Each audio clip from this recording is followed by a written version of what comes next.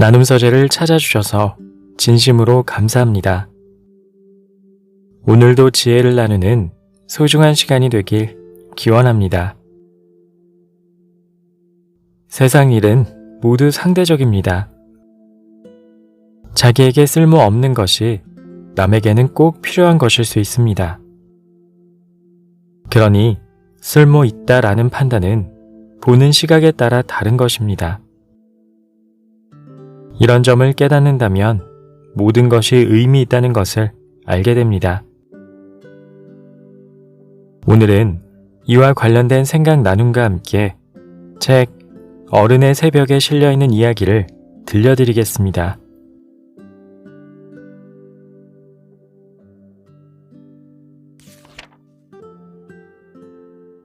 쓸모없어 보이는 삶도 중요하다. 사람들은 모두 쓸모 있는 것의 쓸모는 알지만 쓸모 없는 것의 쓸모는 모른다. 장자 인간세. 사회를 하나의 기계에 비유한다면 사람들은 저마다 부품으로서 나름의 역할을 하고 있다고 할 수 있다. 그 안에서 보이는 힘과 보이지 않는 힘들이 각자 나름대로 운동을 거듭하고 있을 때 아무런 역할도 하지 못하는 나를 자각할 때가 있다. 거대한 사회에서 지극히 사소하고 미미한 것에조차 나의 힘이 닿을 수 없다면 나는 도대체 어디에서 어떻게 나의 유용성을 입증할 수 있을까? 만일 나의 무용성 안에서도 유용함을 발견한다면 그것만으로도 위안을 삼을 수 있을까? 나 자신이 쓸모없게 느껴질 때 쓸모없는 인간으로 비춰지는 건 슬프고 안타까운 일이다. 그래서 나는 스스로를 지나치게 깎아내리고 부정했다.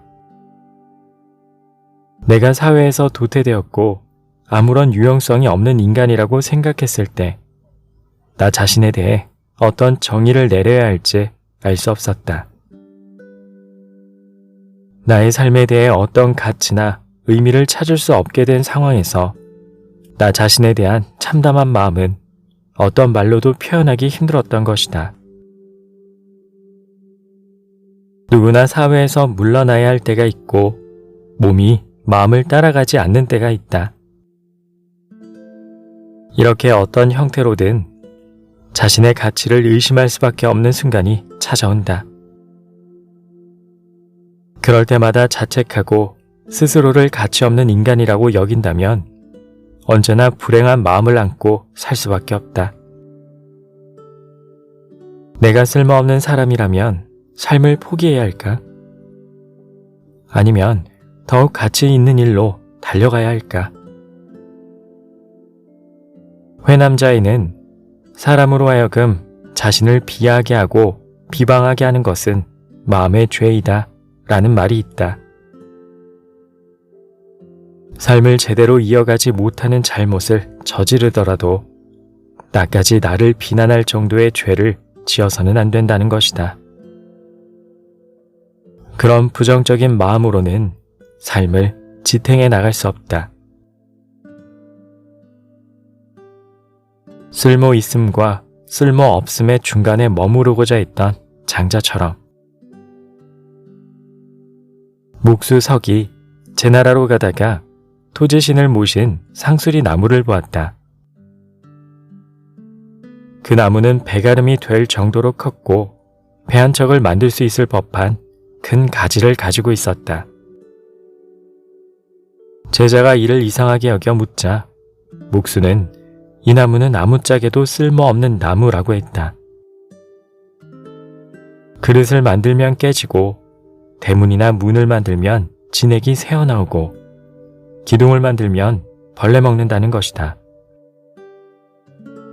목수 입장에서는 분명 쓸데없는 나무였다. 그러나 그런 이유 덕분에 거대하게 자라서 성스러운 일을 하게 된 것이다. 인간의 눈에 좋게 보였다면 벌써 잘리고 꺾이고 온전히 남아있을 수 없었을 나무가 인간에게 유익하지 않기 때문에 오히려 유익한 삶을 살고 있는 것이다.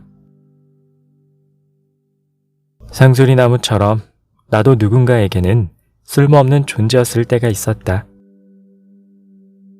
하지만 다른 누군가에게는 쓸모있는 존재였던 적도 있다. 어떤 공간에서 무용했기 때문에 또 다른 공간에서는 오히려 유용해지는 경험을 하기도 했던 것이다.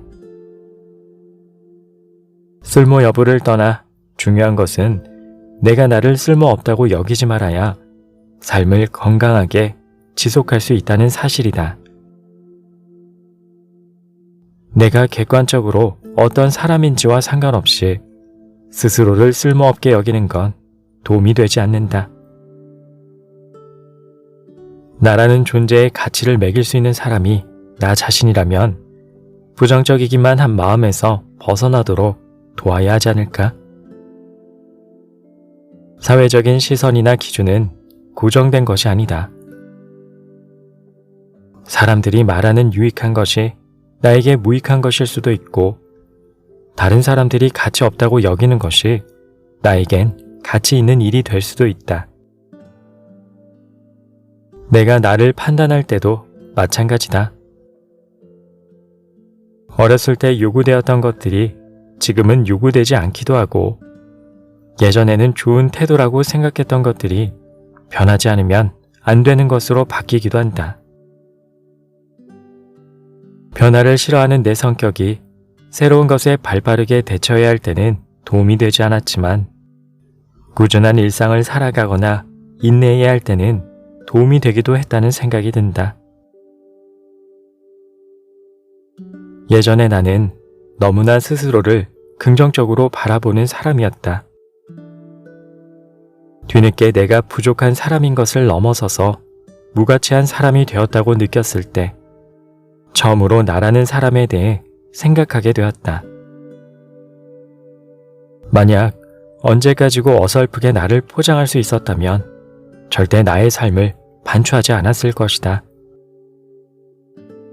그래서 이제는 나한테 쓸모없다고 평가했던 사람들에게 가졌던 원망이나 미움에서도 벗어나려고 한다.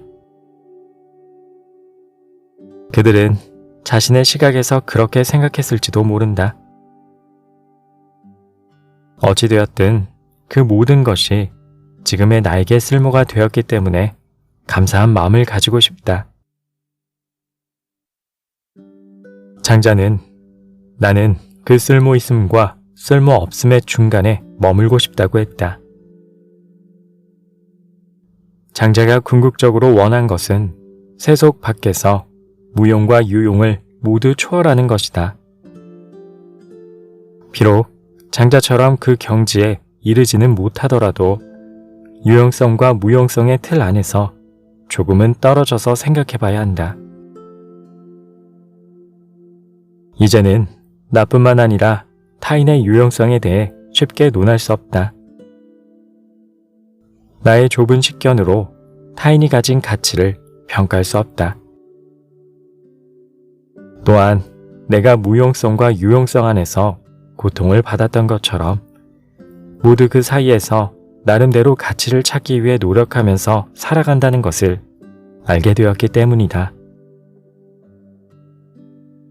나는 누구나 저마다의 가치를 지니고 있다는 것을 인정하고 그것을 응원할 수 있는 사람이 되고 싶다. 이런 바람에도 여전히 유용함과 무용함 사이에서 괴로워할 것이 분명하지만 말이다. 그러나 내가 어쩌다 쓸모있는 사람이 되는 일이 생기더라도 겸손한 마음을 가지고 그러지 못하는 순간에도 포기하지 않고 나름의 가치를 찾을 수 있도록 노력해야겠다는 생각이 든다. 사회 안에서 나는 여전히 보잘것없고 무익한 개인일 뿐이다. 그럼에도 나의 삶을 가까이 들여다보고 나만의 쓸모를 찾는 일만큼은 포기하지 않을 것이다.